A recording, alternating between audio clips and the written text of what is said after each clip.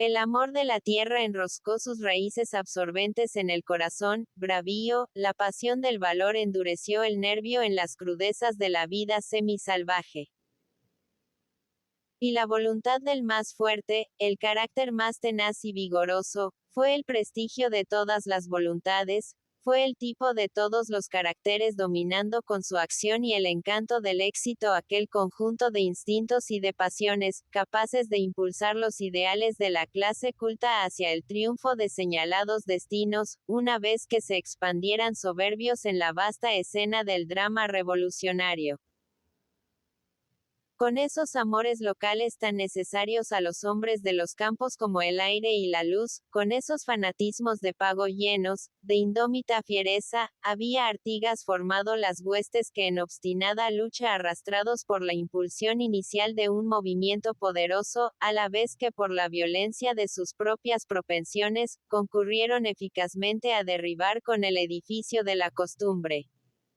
En aquel período turbulento el esfuerzo, aunque tenaz y heroico, no revistió formas definidas, ni trazó planes luminosos. Pero abrió nuevos rumbos. Era el esfuerzo anónimo, a veces ciego, que se obstina en la tendencia evolucionaria, y en el secreto va tejiendo las nacionalidades hasta exonerarlas de atributos propios y carácter típico. En aquella bandera desplegada por la Valleja estaba el símbolo de ese esfuerzo, y a su vista los brazos se levantaron y todos los instintos rugieron. La Valleja sacudió el paño con firme mano y señalándolo con la punta de su acero resumió una corta arenga en este grito de pujante brío. Libertad o muerte. 32 voces lo repitieron, tendidos los sables, deshecha la fila por una conmoción profunda, puesta por algunos en tierra la rodilla, y sellado por otros el suelo con el labio, y por un momento el eco formidable al devolver ufano el juramento, pareció ruido de cadenas que se trozaban con estrépito. No pudo echarse diana, pero la diana de redención se escuchaba en todos los espíritus.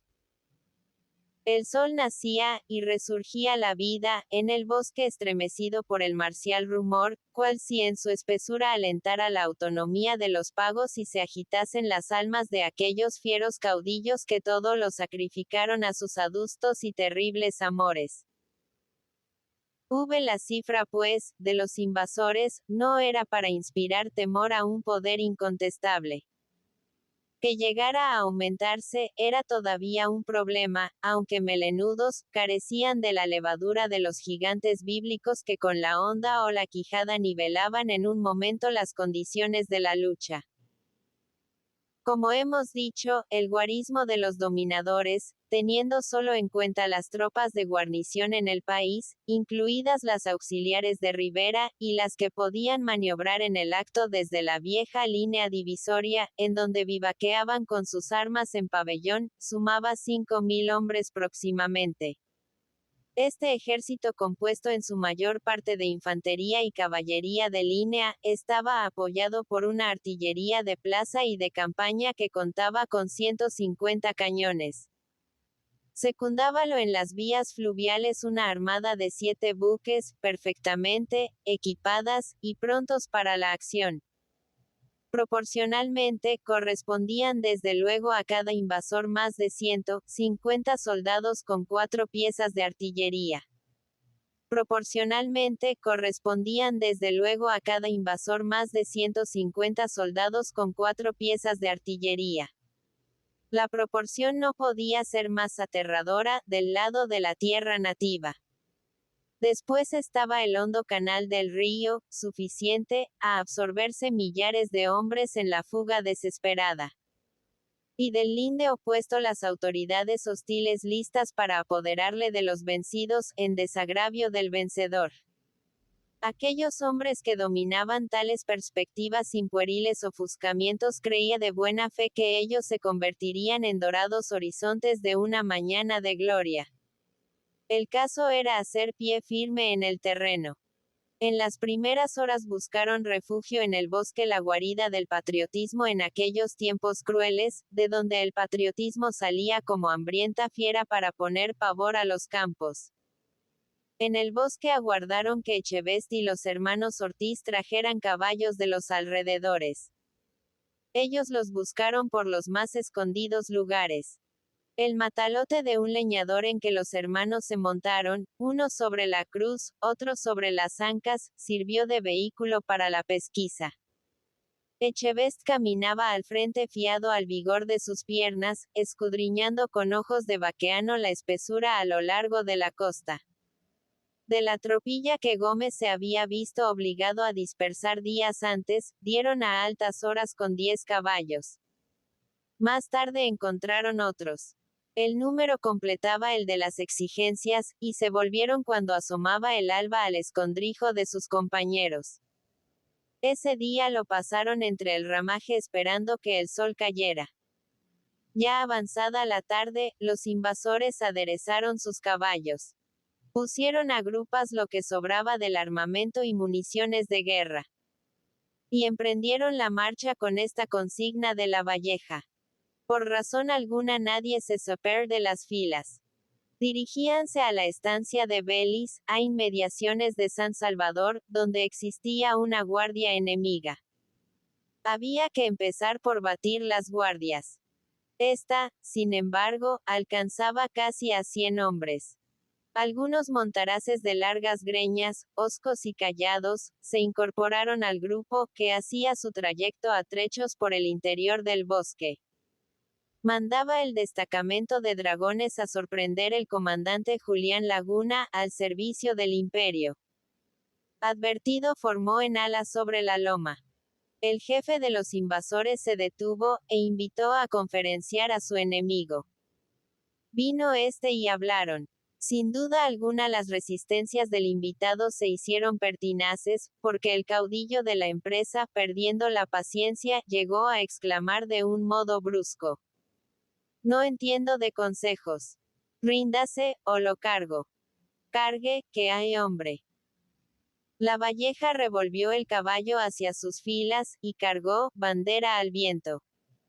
La refriega fue breve. Un avance a media rienda, varios sablazos de gente encelada, alguna sangre vertida. Confusión sin entrevero, media vuelta y desbande. No pocos de aquellos soldados batidos, que habían desnudado sus aceros murmurando, los volvieron a la vaina, e ingresaron al grupo vencedor. 2 horas después, cuando se aprestaban los invasores para continuar su obra de viento de borrasca depurador y bravío, una partida de patriotas, trayendo varios prisioneros, se les incorporó. Esta junción produjo entusiasmo en las filas. Los recién venidos eran casi todos antiguos soldados de Lavalleja u Oribe. Juntos habían vivido en los montes durante largos meses hostilizando al enemigo desde la madriguera, sin ceder nada de sus odios nativos.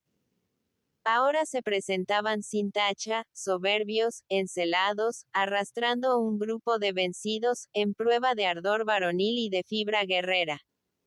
Acompañábalos un clarín, que no cesaba de echar diana con un brío que denunciaba la robustez de sus pulmones. En las filas abrazábanles entre aclamaciones ruidosas, llamándolos por sus nombres y pidiéndoles detalles del encuentro en que habían salido victoriosos.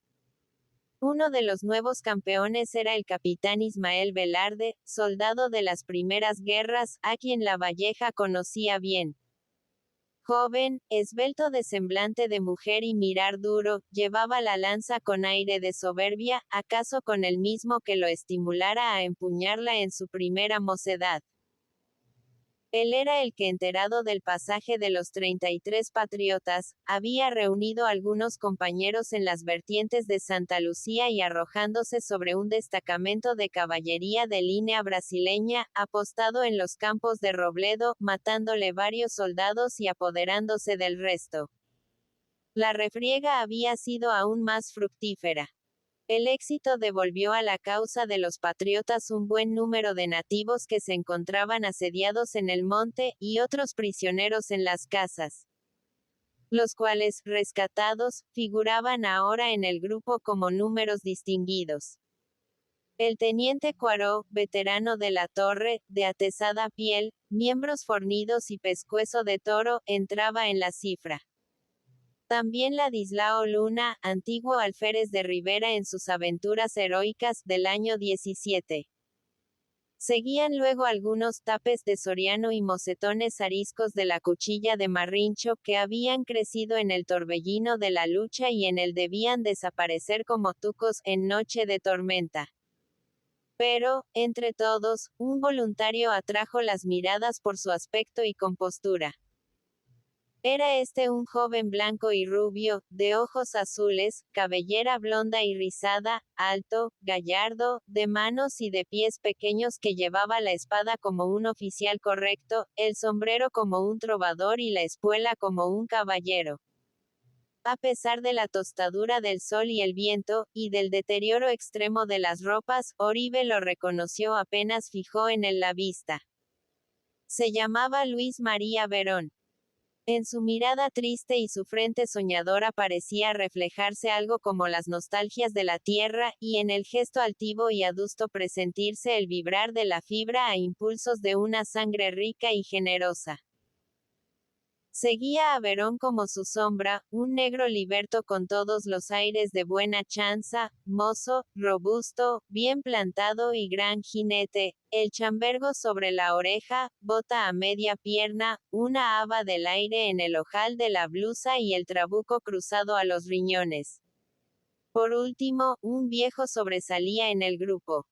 Era este hombre muy tieso y muy espigado, de mirada viva y ceñuda propia de ojos hundidos en las cuencas y rodeados de un matorral de cejas gruesas en forma de penachos de ñacurutú.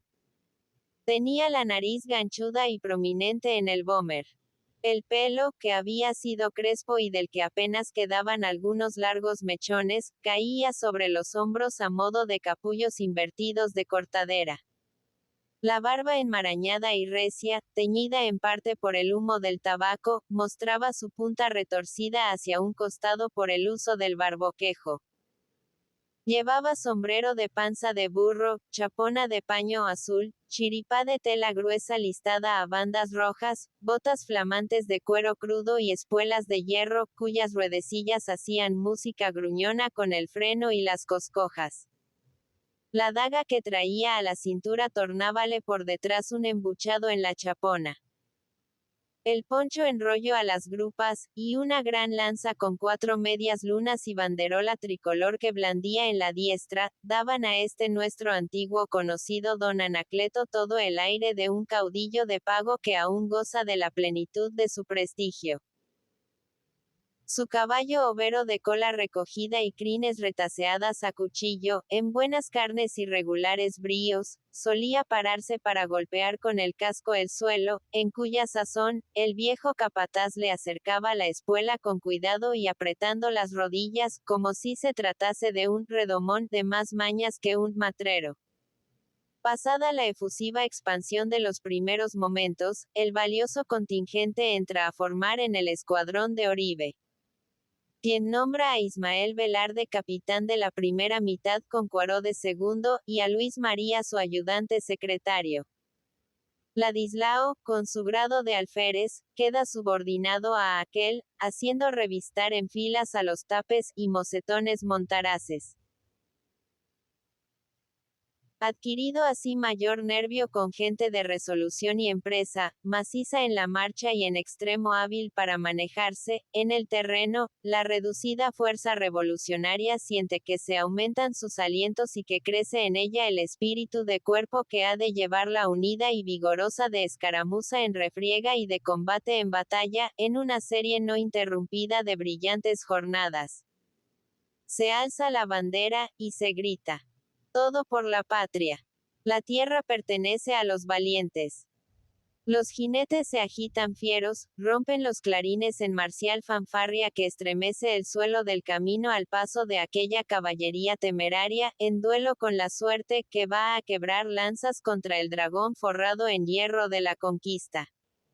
La pequeña legión avanza, entra en Soriano la vieja villa taciturna del sistema hispano-colonial, y da el grito de independencia con asombro de sus solitarios moradores.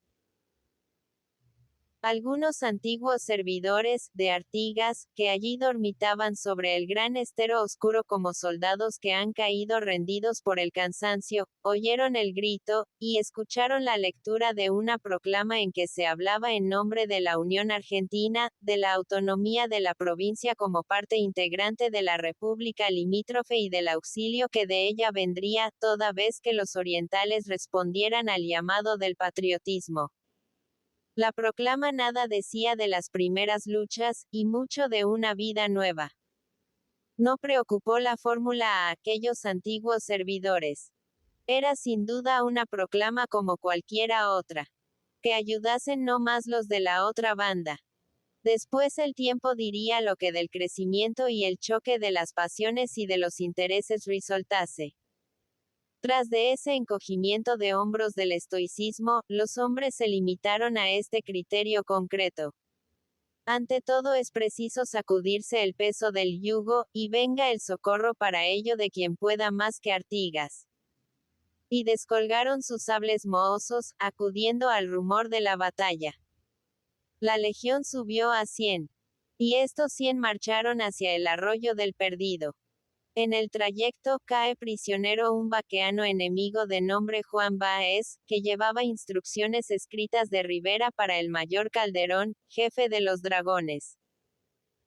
En la nota urgíale que se le incorporase sin demora para abrir operaciones sobre La Valleja, soldado de este en las guerras anteriores. Báez acata a su viejo jefe, ofrécesele para inducir a engaño al brigadier, y le informa que algunas partidas merodean por allí cerca. Añade que hay tropa acampada en los ribazos del Monzón, uno de los manantiales del Arroyo Grande, y que con ella está el comandante general de compañía. Al encuentro, a paso de trote. El vaqueano vuelve sobre sus pasos y con él la pequeña columna, que abandonó por el hecho el rumbo que le hubiera conducido, hasta el campamento de Calderón, situado a la orilla, de otro canalizo secundario de aquel arroyo. Bruscamente, las partidas contrarias aparecen traslomando a la carrera la próxima cuchilla como impelidas por un instinto irresistible. Y a la vista de la hueste, blandan las lanzas como un saludo marcial, y en vez de acometer se incorporan a las filas. Óyense gritos vehementes. Y algunos de aquellos hombres se abrazan juntando sus cabezas sin detenerse. La columna así robustecida, sigue andando en busca de la aventura temerosa como asistida de una virtud aquiliana. El humilde Báez la guía. Es este oscuro soldado el que ha de llevarla al terreno de uno de sus mejores triunfos, el que debía asegurar el éxito de la empresa. Báez, aunque al servicio de los dominadores hasta pocas horas antes, ya no es un prisionero, porque se ha identificado con los que acompaña. Ni se considera a sí mismo un traidor, pues que su conciencia no le acusa y su corazón le arrastra. Es una unidad del esfuerzo anónimo que cae en cuenta.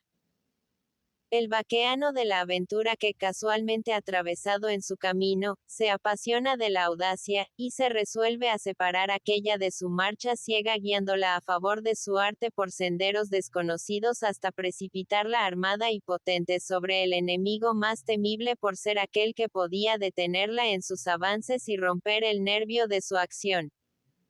Báez se adelanta, en prosecución del plan acordado con La Valleja, a favor de las asperezas del terreno. Y dejando oculta la columna, sigue solo hasta encontrarse con la guardia que mandaba el bravo oficial Leonardo Olivera. Juan Báez dice a este: el mayor Calderón con el escuadrón de dragones está en el bajo, aguardando órdenes. Yo sigo hasta el campo del comandante general a darle parte. Olivera no se sorprende de la nueva, y pide su caballo, contestando tranquilamente: voy hasta el bajo. Anuncia el caso al jefe. Enseguida monta, toma el galope, trasloma y cae al llano sin recelo. Allí es rodeado y se le intima rendición. Apercibido de esto, exclama con entereza: ¿rendirse a quién? Todos somos hermanos. Pido lugar en las filas, para mí y mis compañeros. En esos momentos, un pequeño grupo, apartado del grueso que había estado inmóvil al pie del declive, a las órdenes del comandante Oribe, movióse bruscamente tendiéndose en ala en la ladera. Sentíase a la parte opuesta el galope de varios caballos. Fijáronse allí las miradas. Pronto escaló la colina un jinete de figura apuesta, cabello negro y semblante tostado, joven, en la plenitud de su vigor. Bien sentado en los lomos, cubierto por un poncho de tela colorante, cuya halda derecha había arrollado sobre el hombro, venía seguido por otros dos a guisa de escolta. Sujetó el caballo al trasponer la cuchilla y empezó a descenderla al trote, algo sorprendido del cuadro que se extendía a su vista. Ese es Frutos, dijo Ladislao con cierta fruición íntima. Véanlo si se mueve arrogante. Ismael lo miró de soslayo, por debajo del ala del sombrero, murmurando. Verás que se duebla. Otra vez dejó caer con pausada entonación estas palabras. Ahora, ¿para qué? Ya cayó el matrero. Alguien añadió con risa irónica. Está lustroso, a fuerza de buen vivir. Naide rompa esa cuna por ser del mismo palo. El comandante Oribe hizo una seña. El pequeño grupo emprendió el galope, formando media luna a retaguardia de los recién venidos. Y el mismo jefe, abandonando con Luis María su puesto, picó espuelas, y se puso en un instante junto al brigadier. Al sentir el tropel, Rivera, volvió el rostro y saludó llevando la mano al sombrero. La estratagema le quedaba de manifiesto. Su saludo, suplantando a la protesta, era un principio de llamado a la clemencia. Oribe lo alcanzó, cuando ya estaba próximo a la Valleja. El brigadier se detuvo sin objetar nada sabiendo que era temible el adversario que tenía a su lado. Por lo que, dirigiendo un tanto inquieto la palabra a la Valleja, exclamó. Perdóneme la vida, compañero. Ordene que se respete mi persona. El caudillo invasor lo miró severamente, respondiendo en el acto. No lo han de matar. En cuanto a lo demás, no pensó lo mismo respecto a mí, no hace mucho tiempo, cuando por orden de Lecor entró a acosarme desde los campos de Zamora. Rivera, aunque bastante impresionado ya por los rumores de voces airadas que llegaban hasta él, echó mano al fondo inagotable de sus recursos de astucia, apresurándose a decir con el tono de la mayor sinceridad. Oh, nunca fue mi intento el perseguirlo a muerte. Le aseguro que lo buscaba para proponerlo un plan de independencia. Pero las cosas vinieron mal, buen modo de buscar. Obligar a un hombre a huir en pelos, y con solo los calzoncillos. No le hace, paisano, nunca es tarde para eso. En un grupo del flanco, se murmuraba de una manera sorda. Los reproches de la Valleja incrementaban la excitación. Aquellos como rezongos de cimarrones alimentaron por grado a la alarma de Rivera. ¿Acaso porque sabía el medir la importancia de su persona, y por parte de sus adversarios, la imperiosa necesidad de eliminarla o de hacerla servir a sus fines? Sagaz en la combinación de sus planes, como despierto en el peligro, aquellos murmullos amenazadores le indicaron el medio de prevenir la explosión de descontento. Entonces dijo, sin vacilar, con el acento de aquel que no puede creer que se dude de su lealtad. Estoy dispuesto a entregar la fuerza de mi mando, y si lo quiere, en el acto mismo imparto órdenes. Aseguro que no habrá resistencia alguna, por cuanto los muchachos están siempre cismando con la libertad de la tierra y a una voz mía seguirán el movimiento. Falta hace que se les caliente la sangre, repuso la Valleja, echando un terno redondo. Mande lo preciso a preparar la entrega. Mientras Frutos, como le llamaban los criollos, daba instrucciones a Olivera para que hiciera largar los caballos a su tropa, y difundiese en el campamento la especie de que eran los dragones de la provincia los que estaban en el bajo, la pequeña columna desmontó, a la espera del resultado.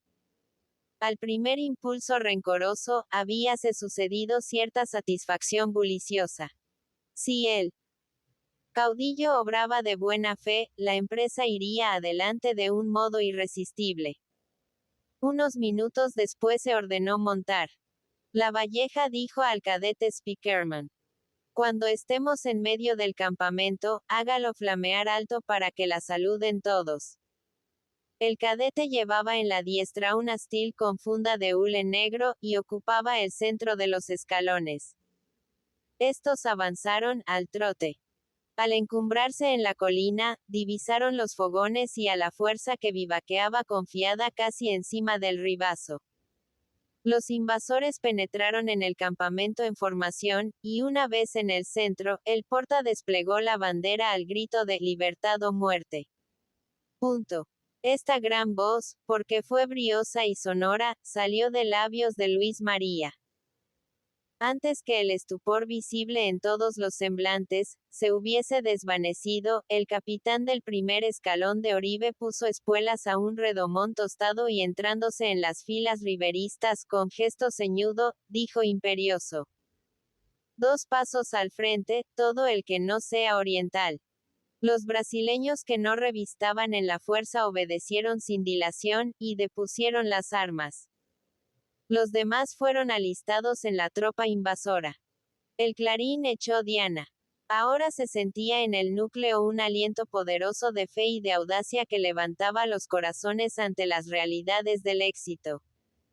A este paso, comandante, el ensueño será pronto un hecho, dijo Verón, fijando en Oribe su mirada llena de luz y de pasión patriótica.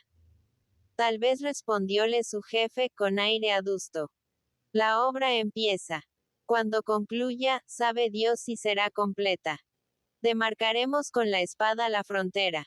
Y así que hayamos triunfado, serán nuestra defensiva la elección y el ejemplo. De la frontera norte, no dudo, ayudante, que quedará señalada con nuestra sangre, si necesario fuere. Pero hay otra frontera que la fatalidad de las cosas borrará acaso, aunque la forme un río ancho como mar. Luis María se puso más adusto que su jefe, y mirando a la bandera que flameaba altiva, repuso con acento amargo: y entonces eso, nada significa. El comandante se sonrió. Sí, dijo. Recuerda muchos años de pelea, la lucha ciega contra todos los que han querido arrebatarnos nuestro derecho. Y ahí está, murmuró Verón como hablando a solas. Es la misma protesta, la protesta de siempre. Callóse, triste. Parecióle que sentía esa protesta, zumbando en el aire, eco lejano de combates desesperados, al sacudir el viento la bandera. Si no era el símbolo de redención, de independencia absoluta, de historia propia, si en manos de Artigas fue pendón de caudillo, emblema de crudezas y de ambición hosca y fiera, ¿por qué se agitaba como lábaro de un nuevo ideal entre los que por ella habían dado su sangre? Aparte de aquella independencia absoluta, ese símbolo no se armonizaba con el esfuerzo. Su prestigio se fundaba en su origen histórico. ¿Por qué renegarlo, en la hora de las grandes reivindicaciones? Allí estaba, en medio de las filas, con sus colores vivos, osado, altanero, como la pasión indómita de otros años, esparciendo en derredor los recuerdos de cóleras furiosas, de agravios infinitos, de cruentos infortunios. Hablaba a la memoria hiriendo en el instinto de la venganza o en la fibra de un patriotismo dormido en la lucha constante, en la aspiración permanente a la existencia sin ligaduras ni reatos.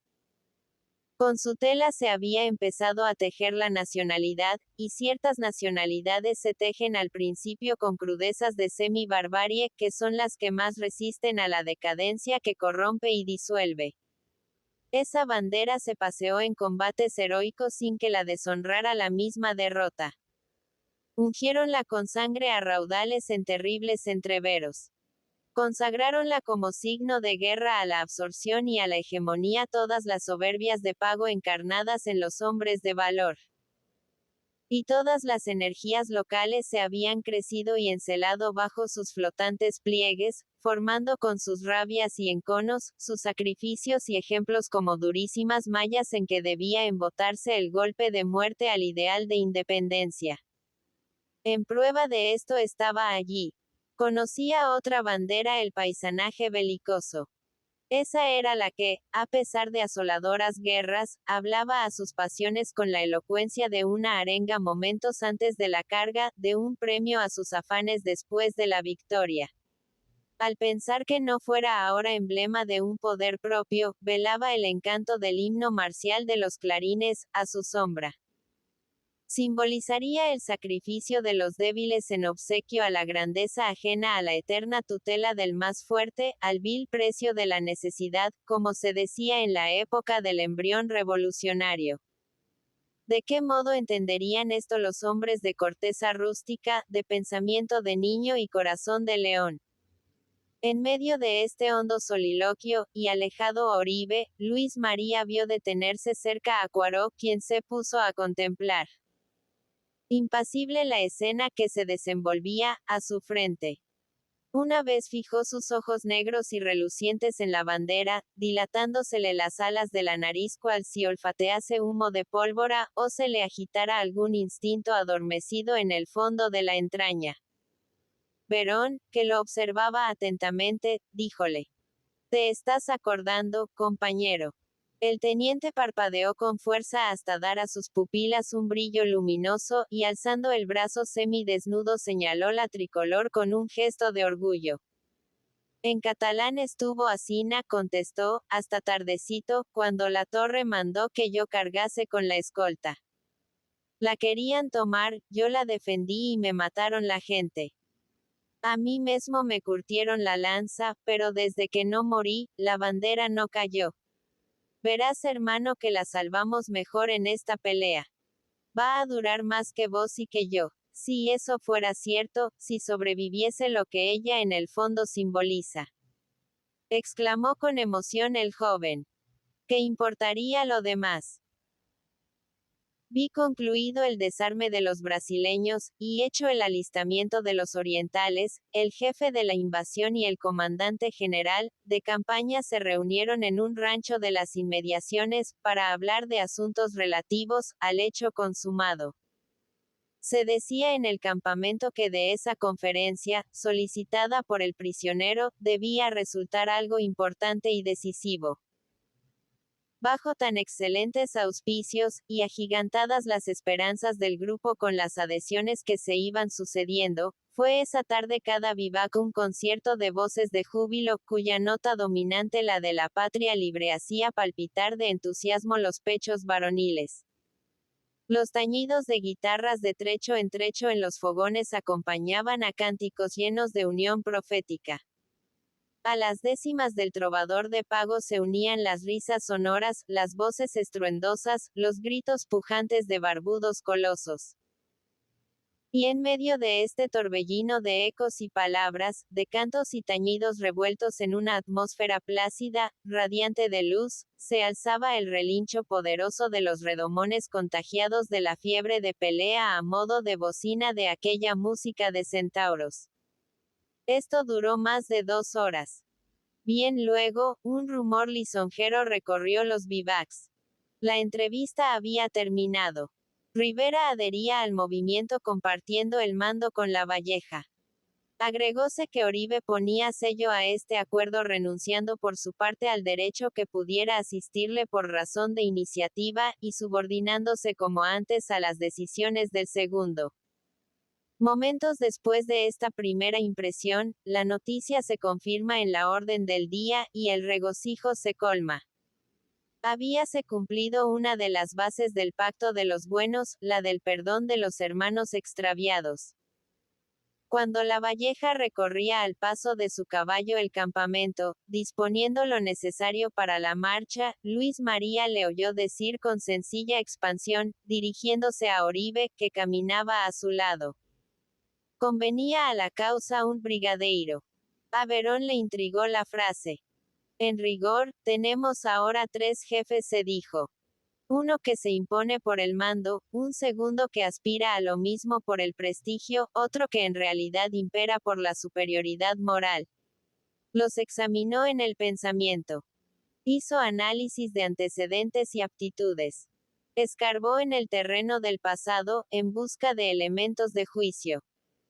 Exhibióselos a sí mismo tales cuales eran, para ratificar su criterio al respecto. Cómo surgieron en el agitado escenario, cuáles eran sus méritos relativos a donde iban arrastrados por el impulso inicial de la aventura. Voluntario consciente, resuelto, bien definido en sus convicciones y tendencias, él estaba obligado a reflexionar sobre todas estas cosas, y a la observación prolija de los actos de los que mandaban. El amor a su causa inducíalo a escudriñar propensiones y fines. Se rebelaba ante la idea de servir a otros que a aquellos que constituían sus ardientes ideales de juventud. Bien veía el que los directores de la empresa no se identificaban por el carácter, por las luces de inteligencia y por la pericia militar. Pero creía de buena fe que coincidían en la pasión por la tierra, en la alteza del sentimiento patriótico y en la enérgica voluntad de redimir al país del yugo extranjero. En lo moral, como en lo físico, esas personalidades ya culminantes habían sido fundidas en moldes muy distintos, aunque únicos tal vez por el vigor de la fibra, la tenacidad en el propósito y la grandeza del esfuerzo. Una ligera observación le había sido bastante para persuadirse de que el espíritu de Lavalleja no había recibido luces vivas, sino nociones, de vida práctica. Que estaba nutrido de sentimientos nobles, de ideas de niño y genialidades de valiente. En ciertos rasgos aislados, personalísimos, pudo notar cómo la voluntad primaba y ponía de relieve al varón temible para quien empresa alguna fuera difícil, ni el mayor peligro razón de miedo. Corazón de grandes alientos. Cerebro tardo en concebir.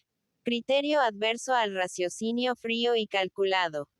Lo que el joven voluntario sabía de él y de los otros, lo autorizaba a comparar y a distinguir. El teatro era reducido, los actores muy limitados. A veces en desnivel, por la calidad. En igualdad de condiciones y aptitudes militares, sin escuela teórica ni mayor cultura, aunque con ese fondo moral en que se refundían la simplicidad y la rudeza con las virtudes del tipo héroe, Lavalleja había asomado como Rivera en la época de Artigas a la vida turbulenta. En su viril mocedad no había tenido, al igual que aquel, como escuela del valor y de emulaciones diarias, la intimidad y la ejemplaridad de los matreros.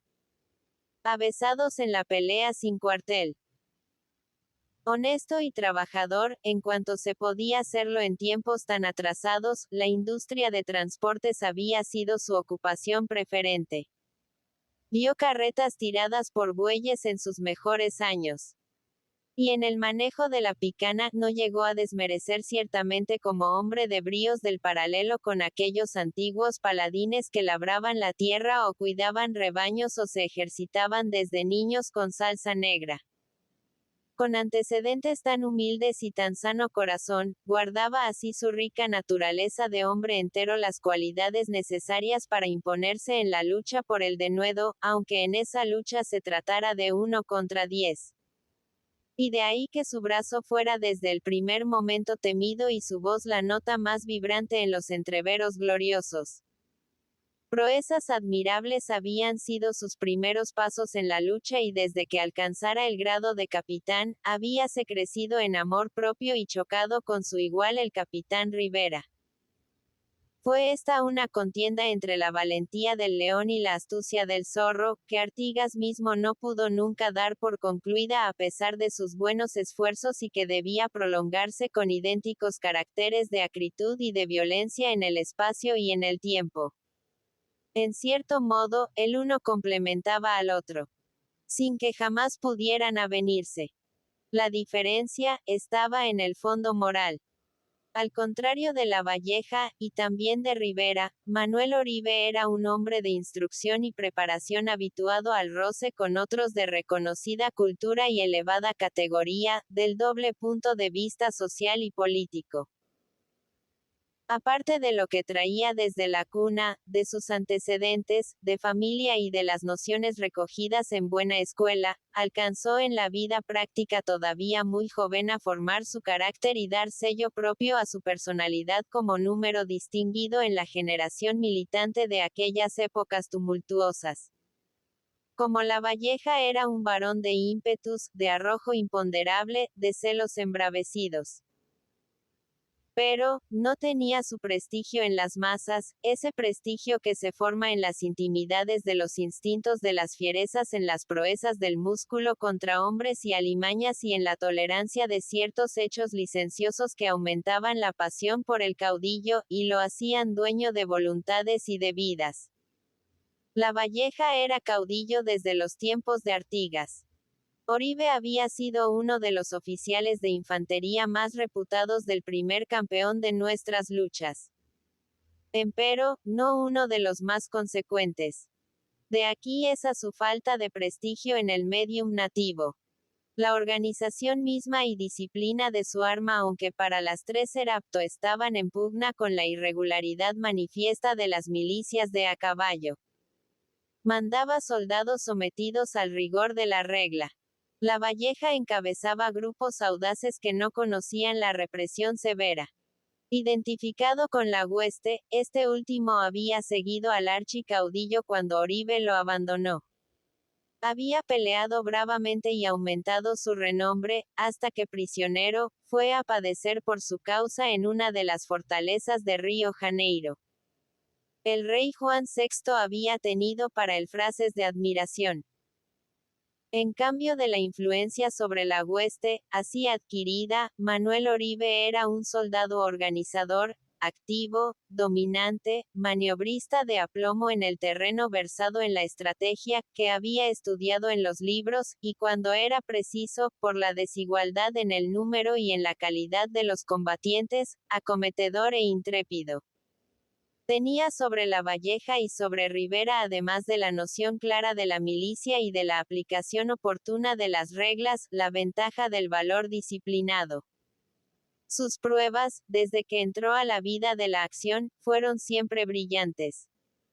Lavalleja, organismo de acero y gran jinete, lo libraba todo al choque heroico. Y al cargar ceñudo con el sable bajo, más fácil le era destrozar regimientos enteros con una oleada de audacia homérica que batir por plan metódico y fijo. Con la carga improvisaba la victoria. Rivera lo aventajaba en astucia, y en artería, mas no en decisión. Oribe combinaba, y aprovechaba de los detalles sobre el terreno, en cuanto lo permitía, la pericia de la tropa a su mando. De esta superioridad, sin embargo, no hacía el uso, como se ve en la tremenda aventura que se incubó en el Saladero de Costa. La pasión patriótica que lo alentaba le había impuesto el deber de declinar ese derecho para honor de sí mismo y de la cruzada. Hombre de acción adaptable perfectamente al medium, sí se había de tener en cuenta la índole propia y las propensiones ingénitas de la clase campesina. Juan Antonio Lavalleja era la entidad llamada a reemplazar al archicaudillo en la escena política, por su prestigio y por la fuerza misma de la tradición reciente. La masa popular de las campañas lo había formado y nutrido a su manera genial, como a otros caudillos, dándole con sus arrebatos y vehemencias la terquedad del pago y el rigor de sus instintos. Era un fruto legítimo bien maduro del clima y de las energías indómitas que encarnaba, decirse puede, las pasiones locales en toda su intensidad bravía. El suelo privilegiado, que encierran y al que forman marco gigantescos ríos y el océano, de modo que lo orin las poderosas alas del pampero que a él llega rugiente y entre sus límites acaba, podía enorgullecerse de su hechura. Excedíase del nivel común lo suficiente para él. Mando. Sus aptitudes mentales no eran superiores a las del medium, pero sí su poder de iniciativa y su osadía romancesca para la aventura belicosa. Como que era en medio del peligro y del conflicto que este hombre sentía ensanchársele la vida, sin ser por ello sanguinario, cruel o implacable. Había adobado su personalidad con sus virtudes. Su soberbia, si alguna tenía, nacía de la conciencia de ser hijo de sus obras. Miraba sin enojo que otros lucieran sus talentos. Pero no toleraba que se dijese de alguien que podía igualarle en valor. No dudaba de los intrépidos, más confiaba en sí mismo como en una lanza aquiliana. Innata en él la bravura, no precisaba haberse nutrido con médula de fieras. Su corazón fuerte se hubiese asfixiado bajo de una coraza. Esa bravura contagiaba todas las filas cuando daba cara al plomo y al hierro. Arrastraba con imperio y destruía con ímpetu, rebasando el obstáculo como una onda arrolladora. ¿Acaso, por sus hechos anteriores y por su influencia sobre ciertos pagos, Fructuoso Rivera hubiera podido ser el caudillo de la empresa? Pero había servido al dominador y recibido de él grados y empleos. Por otra parte, tal pensamiento hubiera salido del fondo moral de Rivera, tan apegado al terruño, y tan reacio al proyecto de una patria libre y altiva. Había tenido razón de dudar. Audaz y emprendedor, astuto y artero, de acción rápida, oportuno y hábil como caudillo de división volante, Rivera había descollado en las primeras guerras venciéndolas más de las veces sucesivamente en combates parciales contra los españoles, argentinos y portugueses. Su conocimiento completo del terreno y la confianza que sabía inspirar a sus hombres, preparáronle siempre el éxito, aunque de él no aprovechara nunca sino en favor de su primacía personal, fuera cual fuese la situación que los sucesos le crearan. Dúctil y maleable como pocos caudillos, de sus mismos reveses había sacado provecho. Lo mismo había sabido asegurar su supervivencia en la victoria que en la derrota, a partir de que su objetivo dominante era perdurar en la escena. Lo mismo influía sobre ella como montonero que como brigadeiro, bien persuadido de que su prestigio en las huestes dependía de su presencia y de su acción constante sobre ellas, de modo que no dudasen de su amor a la tierra y de su identificación absoluta con las pasiones locales. Por otra parte, pensaba Luis María, cómo afianzar su lealtad, tantas veces descalabrada en la prueba. Cuando Lavalleja y Oribe, aceptando el apoyo del general Álvaro de Costa, que procuraba retirarse con sus voluntarios reales a Europa, sostenían las pretensiones del cabildo a una independencia absoluta, Rivera se alistaba en las filas del imperio, bajo las órdenes de Lecor, aceptaba honores y resistía activamente con su valimiento y prestigio a una tendencia nacional acentuada, que era un anhelo vivo, constante en los hombres de corazón. Ahora, la fatalidad de los sucesos envolvíalo en un movimiento análogo que él no había preparado, que lo arrastraba en sus remolinos violentos y que debía conducirlo más lejos de lo que él mismo hubiera previsto, enredándolo en sus propias mañas y amoldándolo por fuerza a un modo de ser y temperamento que pugnaban con su sistema de caudillaje exclusivo y sus miras hacia el futuro de supervivencia prepotente. De todos modos, en el desarrollo de los sucesos que tan extraños y fuera de lo común se presentaban, tendría él oportunidad de descubrir sus afinidades si había doblez en su actitud del momento. ¿Acaso fuese sincero? Quien podía leer con claridad en aquel rostro movible, lleno de reflejos vivaces o de sombras según las circunstancias. Ni adivinar la intención en las frases cortadas o ingeniosas que solían escaparse de sus labios gruesos, como muestras de espíritu travieso y perfectamente adaptable a todos los caprichos de la suerte. Por otra parte, él había asegurado una posición que debía mantener sin mellar su prestigio. Perón experimentó cierta sacudida nerviosa cuando le vio llegar departiendo con Lavalleja. Ya no era el mismo de horas antes. Traía el semblante encendido, sonriente, y accionaba, con aire de hombre que ha recuperado su dominio. Hacía como que escuchaba con gran atención a su interlocutor, inclinada la cabeza, y el mirar de soslayo con cierta expresión socarrona, para asumir luego un aspecto grave de mesura que transformaba su gesto en una mueca de máscara. Parecióle al joven que en aquellos párpados semi-caídos y en la mirada de flanco, casi dormida, había algo del aguará que explora y husmea. Calcaba sus palabras en las de la Valleja, en perfecto acuerdo, y acompañábale en la risa con otra retozona y contigiosa que daba inflexión a sus mejillas, de un moreno coloreado por sangre robusta. Se encogía con frecuencia de hombros y enarcaba las cejas negras, echándose sobre el cuello del caballo, cuya crin poníase a peinar con los dedos. Esta caricia de matrero solía venir aparejada con su risa zumbona, llena de malicia, y alguna ocurrencia picante. ¿De qué hablaban? Sin duda del plan estratégico a observarse con respecto al enemigo, ignorante de lo que pasaba. La Valleja expedía con vehemencia. Su voz recia, amontonando roncas exclamaciones, semejaba a un redoble. Luis María llegó a oír esto, que decía Rivera. La armada es grande. Pero no ha de escapar ninguno. Todo está en marchar sin detenerse, en lo oscuro y gambeteando. 7 Empezaba a anochecer cuando la columna así engrosada al igual de esas que un viento de tempestad improvisa y hace rodar con mayor ímpetu a medida que se crece en su carrera, abandonó su campo, derivando entre asperezas hacia San José de Mayo. En esta villa se hallaba destacado un regimiento brasileño compuesto de paulistas. Su jefe, el coronel Borba, soldado violento y vanidoso, que tenía en poca monta a los nativos, no solo como hombres de guerra, sino también como elementos de sociabilidad estimables, no tenía noticia alguna de lo que había ocurrido en Monzón.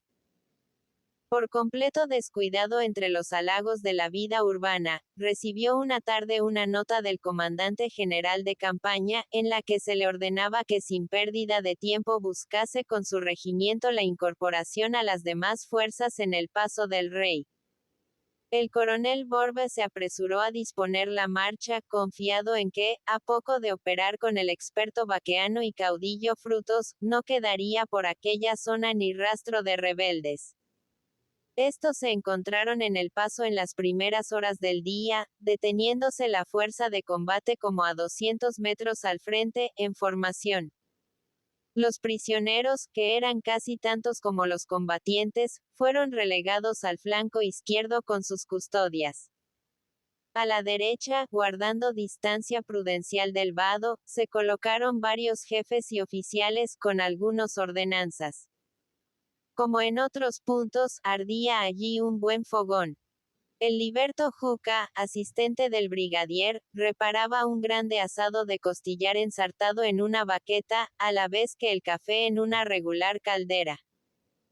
Antes de caer la tarde, había llegado al campo, tirada por robustos bueyes, una carreta llena de vituallas, seguida de un destacamento de caballería, pasando vehículo y hombres, sin la menor brega, a poder de los afortunados invasores.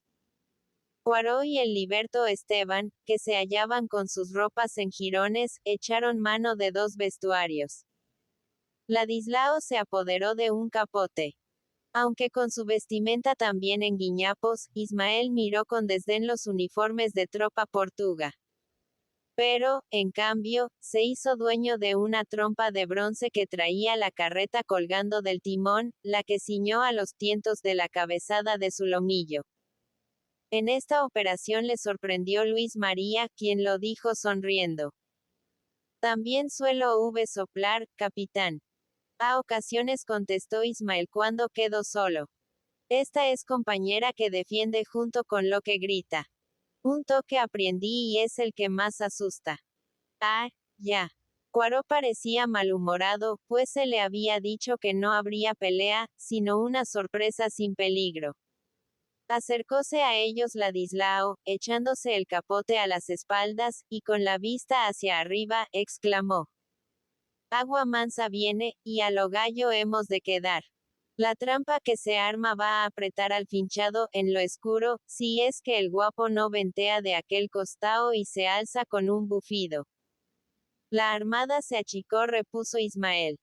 Cuanto meta el vaso, no hay más que tirar del pial. La atmósfera en verdad, estaba cubierta por gruesos vapores, y empezaba a caer una lluvia fina, de esas que perduran largas horas y vienen acompañadas de un aire fresco y sutil. La tarde declinaba rápidamente. Al reparo del monte denso llamareaban los vivacs entre humaredas y emanaciones de carne flor dorada al rescoldo de los troncos no secos, cuyos gases escapaban por los extremos entre espumas en borbollón. Los soldados circuían los fuegos. Tomaban mate o comían. Pero, con sus armas ceñidas y sus caballos ensillados. La orden era detenerlos del cabestro. Cuando el regimiento de paulistas llegó al vado, cerraba una noche lluviosa, de profundas tinieblas. A poco de haberse detenido allí, Borba atravesó el río por orden superior y fue a acampar al flanco izquierdo de los patriotas en la falda de un mamelón. El comandante Oribe, con varios hombres, siguió en las sombras paso a paso el movimiento, y, deteniéndose al fin en el paraje preciso frente a la cabeza de la tropa brasileña, dijo a Luis María, que marchaba a su lado: Ordene al coronel Borba que forme pabellones, y desfile por su derecha, en nombre del comandante general. Luis María se acercó al jefe paulista, en instantes que otro ayudante le invitaba a pasar con todos sus oficiales al vivac de Rivera, así que terminara de colocar su fuerza. Verón, a su vez, transmitió la orden que llevaba. Practicóse en el acto la maniobra, en la forma prescripta. Y enseguida Borba y sus oficiales se dirigieron al fogón del brigadier. Apenas se hubo el separado y perdidose en las tinieblas, un jinete grande y fornido se abalanzó sobre la retaguardia de la tropa que desfilaba, lo mismo que si se tratase de golpear con los encuentros a un vacuno que se aparta del rodeo. Las filas se deshicieron, bruscamente al sentir el empuje imprevisto, y todos los hombres se agruparon en montón deforme, precipitándose en medio de estrujones y caídas hacia el llano en que se encontraban los prisioneros. El jinete, enorme en la oscuridad, los atropellaba a diestra y siniestra y dábales con el cuento de su lanzón para que no se rezagasen, profiriendo voces roncas. Alto y negro, en un caballo que bufaba a cada embestida herido por la espuela, aquel fantasma arremolinaba la grey lo mismo que un ganado sobre un suelo pastoso cubierto del agua de la lluvia. Y al brillo de algún relámpago que lo tiñó de luz verdosa, los soldados sin tino, azorados, concluyeron por correr hasta refundirse en el núcleo acampado entre custodias. La guardia le abrió camino, repartió algunos golpes aquí y acullá con las culatas de las carabinas, rodeó de nuevo aquella masa confusa de hombres hacinados, y el silencio volvió a reinar en la densa tiniebla. El jinete se había vuelto hacia los pabellones, que en ese momento eran recogidos por soldados del escuadrón de Oribe. ¿Desfilaron?, interrogó una voz. Ya, respondió el jinete. El rodeo quedó grande, y el charco chico. Oh, el teniente Cuaró, gritó uno. No perdona la ocasión de arrimarse al bulto. El aludido, pues Cuaró era en efecto, repuso con calma. Los refregué por descargar la rabia, y no perder el costumbre. La lanza estaba ganosa, y lo mismo se quedó. Un acento suave y tranquilo, que enfrió algo el ardor del teniente pues que él sabía de que Boca Brotabeis alzó a su lado, diciendo: Más vale así, compañero. Matar por lujo no es del valiente. Cuaró guardó silencio. Y Luis María, que era el que había hablado, volvió su caballo hacia el fogón de Rivera, donde se agitaban bultos y se alzaban voces, como si allí ocurriera un conflicto serio. Poirot enderezó al sitio, refunfuñando. ¿Acaso, sintiéndose arrastrado por la influencia extraña que el joven voluntario ejercía sobre él, en otros casos tan duro y selvático? Borba había llegado con sus oficiales al vivac del brigadier, un tanto perplejo por los rumores que llegó a sentir a su retaguardia, allí donde formara pabellones. Mal tiempo lo acompaña, coronel, díjole Rivera alegremente al estrecharle la mano. El viento sopla crudo, pero aquí hay café listo, un buen fogón y regular compañía. Lléguense ustedes, añadió dirigiéndose a los oficiales, siempre placentero. No ha de decirse que falte el agasajo y la buena intención, en noche como esta que parece de brujos. Juca, dale el jarrito al coronel, que esté caliente y espumoso. Noite do diabo. Muito friolenta, siu frutos. Noite de constipado más para abrigo que para peleja. Otros que andan por ahí a salto de monte no han de pensar de ese modo, y a la fija que no duermen por ganarle largas al tiempo. Y, inimigo. La Valleja es como gato montés. El comandante general se reía de muy buena gana y restregábase las manos, para concluir formando un círculo con los índices y pulgares, a modo de lazada, levantando aquellos a la altura del pecho. Alrededor de los recién venidos se había hecho como una herradura. Las cabezas aparecían pálidas y atentas, algo siniestras en su taciturnidad al resplandor rojizo del vivac. Los oficiales de Borba se miraban con inquietud, sin pronunciar palabra. El coronel secundó en su risa a Rivera. Y, extendiendo las dos manos hacia la llama para secarse la humedad de la lluvia, preguntó con tono de ruda ironía. ¿Onde ficaron os patrias revoltosos? ¿O atordoado la Valleja nao que un volta costas? De temor es que, se nos aparezca como un convidado al fogón, coronel. Porque le gusta mucho hacerlas del ñandú, confiado el hombre en la noche y la gambeta. Ficaría morto. Una brincadeira, señor brigadeiro ainda nao vi ninguém leopardo pelas florestas. Y hay algunos aquí en el llano, le interrumpió con la mayor naturalidad el brigadier. No, podremos tallar básiga esta noche. Y lo peor del cuento es que ni tiempo han dejado para poner mano a la espingarda, ni saltar en pelos. Vienen triunfando con la ronca. Esto diciendo, diose vuelta, lleno de aquella risa que semejaba zumbidos de abejón. Borba y sus oficiales miraron sorprendidos para atrás, en instantes que la Valleja, dirigiéndose al primero, pronunciaba estas palabras. Ríndase a las armas de la patria, o paga con su vida la menor resistencia. Borba, atónito, fijó sus ojos en todos los semblantes airados, y vio que en el círculo las manos nerviosas se posaban en las empuñaduras de los sables o en las culatas de las pistolas. Oyó también que alguno, hirviendo en cólera, decía: me escuece la gana de meterle en los sesos la carga del trabuco. Dirigiólos entonces a Rivera, con un gesto de hombre a quien abandonan las fuerzas. Y como solo observase en las sombras, al lado opuesto del fogón, un bulto negro, inmóvil, silencioso que lo daba las espaldas, desprendióse con un movimiento rápido la espada que tendió al jefe invasor. Este diose vuelta a su vez. Y en lugar de la suya, una mano retinta cogió el arma. Era la de un negro liberto, quien, lleno de un aire de dignidad propio de ordenanza de jefe superior, señaló con la empuñadura el rumbo al prisionero. Borba marchó, bastante aturdido, y tras de él sus oficiales, que habían sido desarmados con una celeridad asombrosa por los hombres del grupo. Andando bajo la lluvia mansa en la profunda oscuridad, Poirot, que llevaba a un capitán cogido del codo y cuyo paso, se hacía inseguro en el terreno desigual, se detuvo y díjole con voz calmosa.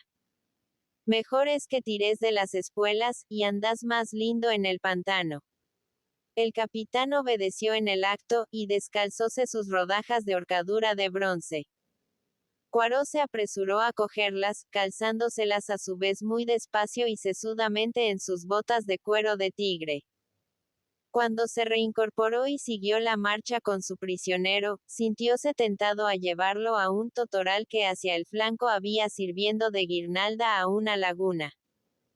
Pero, una sombra, la de un hombre que a paso lento venía detrás y que a él le pareció el ayudante Verón, le hizo desistir del intento, y continuó en pos de los otros, gruñendo, casi colérico. Vi muy temprano, junto al denso bosque entre cuyas orlas corría el río y cuando sonaba la diana vibrante y alegre, se hizo formar a los prisioneros, que sumaban centenares entre oficiales y soldados. A la claridad pálida de una aurora cenicienta, aparecían mojados con los uniformes llenos de lodo y los rostros marchitos. Algunos los tenían verdinegros, enjutos y salpicados de barra seco, como si los hubiesen recostado en el charco improvisado por la lluvia. ¿Cómo anda la lombriz de tierra? Ocurriósele decir a Ladislao. De esta hecha van a ser más que las langostas.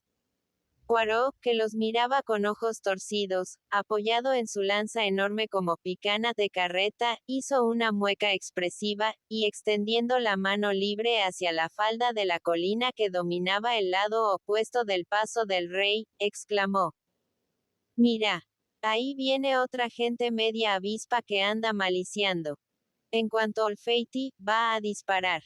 Ladislao vio en realidad un destacamento, que se aproximaba a pasos, cautelosos, escoltando varios vehículos de campaña, sin duda cargado con los útiles de tropa. Venía a su frente un oficial, quien a poco de haber avanzado en su camino, mandó hacer alto, y dirigiéndose solo a la loma, púsose a mirar con atención la extraña escena que se desenvolvía allende el vado.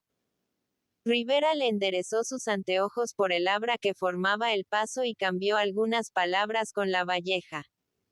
Como Ladislao viese que un ayudante venía al galope hacia su escuadrón, dijo: «Mandan cargar».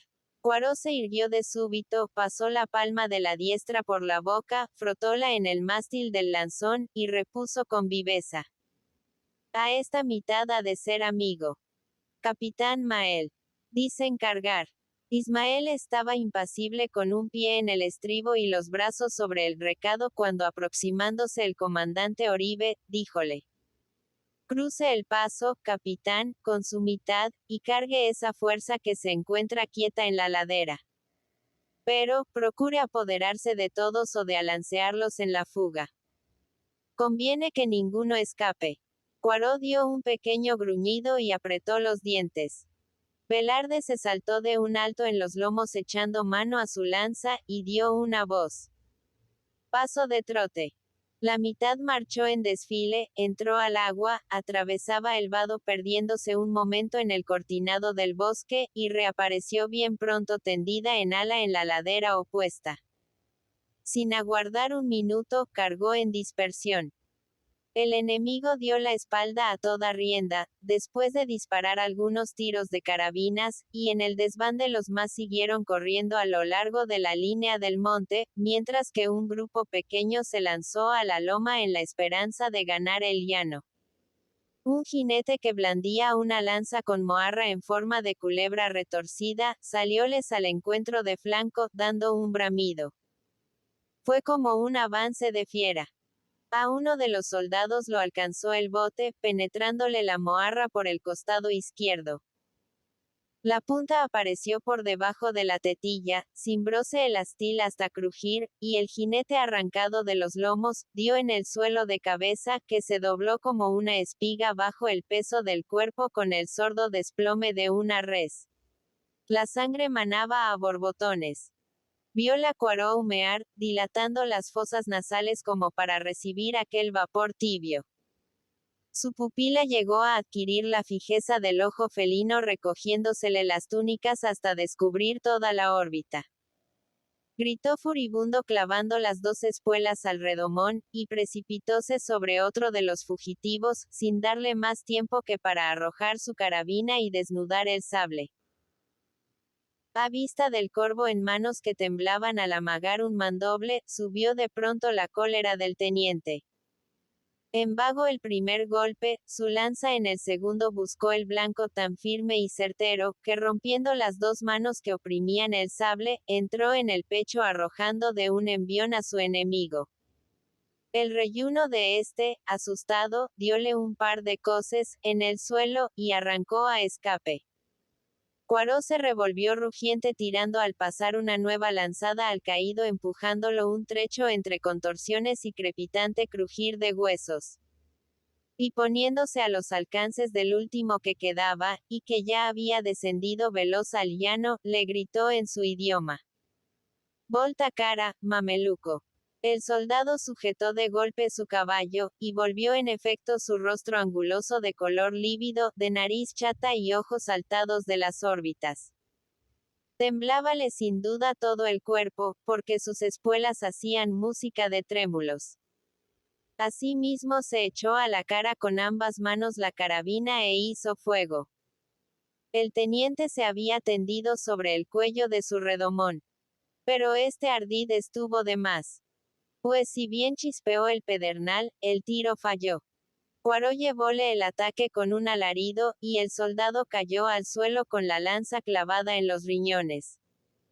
Se estremeció un momento con los brazos en cruz, y quedóse inmóvil boca abajo. Cuaró se puso a mirar en derredor, haciendo bailar a su potro sobre los remos traseros, en busca de otro adversario. No había ya ninguno. Por delante, el llano estaba solitario. Sobre la línea del monte, Ismael regresaba al trote albado con el destacamento paulista prisionero. Entonces, enderezó al rumbo despacio.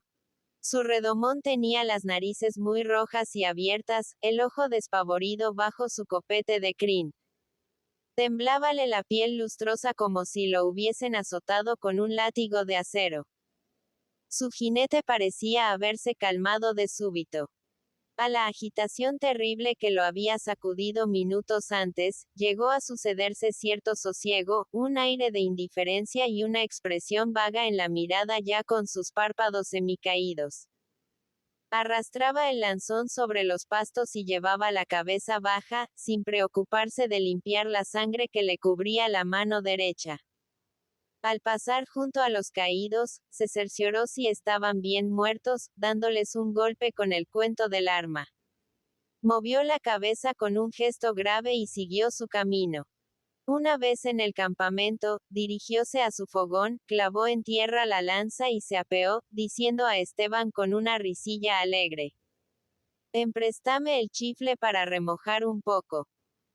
Por delante del vivac empezaron a pasar a grupos los compañeros, y por turnos se iban deteniendo a observar de cerca aquel rejón cubierto de sangre fresca y cuya banderola aparecía pegada al astil por los coágulos como si hubiese entrado por repetidas veces en el cogote de un toro.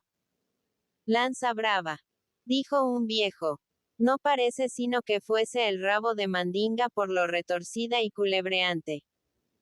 Cuaró se había acostado y sacudía en el aire una de las robustas piernas para hacer saltar algo como pulpa líquida que le teñía de rojo la bota de cuero de tigre.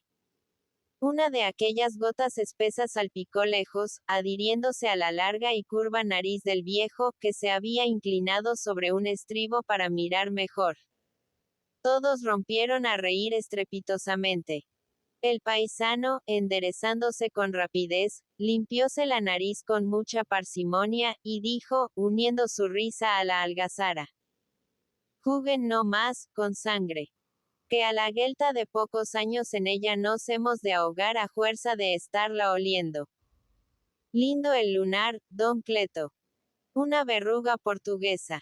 A ver si en la primera unta esa chuza, dragonazo». El llamado don Cleto, arremolinó la que tenía en la mano por encima de la cabeza. Blandióla de costado con cierta habilidad. Tendióla hacia su retaguardia velozmente, amagó adelante enristrándola como para acometer a un fiero enemigo. Hizo un saludo, la hundió en tierra y se cuadró en los lomos arrogante. Y como todos aplaudiesen su destreza entre broncas carcajadas, él impuso silencio con un ademán, clamando en voz estentórea. Un freno coscojero y unas boleadoras de retobo de lagarto a quien clave primero la suya a tiro de trabuco de la muralla. Ya está. Tire el pelo al aire. Por esta cruz, que me parta un rayo. Entre estas y otras voces altisonantes, las manos se alzaban, poniendo en conmoción los fogones cercanos. Cuando la algarabía iba en aumento, y amenazaba de generar en broma de mal carácter, uno gritó desde la altura en que se encontraba a caballo. Ahí viene gente. Se callaron, apartándose algunos del vivac para observar mejor. Solo Poirot siguió tendido sobre la hierba, fumando tranquilamente. Estaba ya avanzada la mañana. El sol cortaba la línea del monte asomando su disco sobre las copas más enhiestas que exhibían grandes ranuras en el follaje e infinitas ramas en laberinto formando en lo alto de la bóveda como un inmenso pabellón de bayonetas pavonadas. La atmósfera sin celajes, pura, transparente, permitía distinguir de muy lejos los menores objetos. Desde la próxima loma dominábase por encima del bosque, que serpenteaba en un plano hendido, el panorama extenso y luminoso de la opuesta ribera sembrado aquí y allá de puntos negros que resaltaban en el verde sin fin de las praderas, y que eran otros tantos ranchos de totora y tierra dispersos en la gran zona desierta como jalones del esfuerzo en la lucha por la vida. Ningún pastor ni gaucho errante se veía mover en el fondo de esa zona. El ganado mismo parecía haberse alejado de los contornos. Solamente algunos chimangos trazaban círculos sobre la colina del centro, en el sitio donde dejara Poirot hundidos a 3 adversarios. En cambio, hacia la izquierda del vado, venía marchando en columna un escuadrón en parte armado a carabina, y a lanza sus últimas mitades. Al frente trotaba el jefe, con el clarín de órdenes un poco a retaguardia. La tropa venía sin guiones, ni estandarte. Aunque bastante numerosa, su porte y su avance no indicaban intenciones hostiles. El escuadrón se detuvo en el paso, al habla con la guardia avanzada.